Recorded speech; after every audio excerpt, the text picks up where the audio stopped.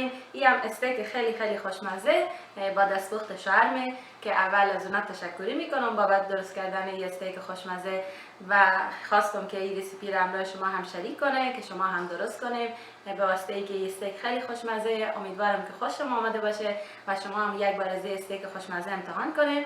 هر جا هستین برای شما آرزوی خوشبختی و سلامتی میکنم. شما رو به خدای کریم میسپارم. خداحافظ.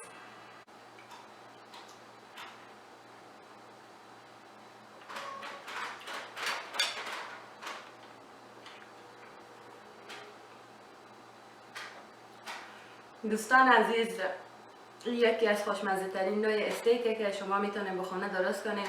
واقعا خیلی خوشمزه. برای شما پیشنهاد میکنم که حتما امتحان کنیم. خیلی خوش شما میایه. یک غذای متفاوته که به کمترین مدت زمان شما میتونید درست کنیم و خیلی هم خوشمزه.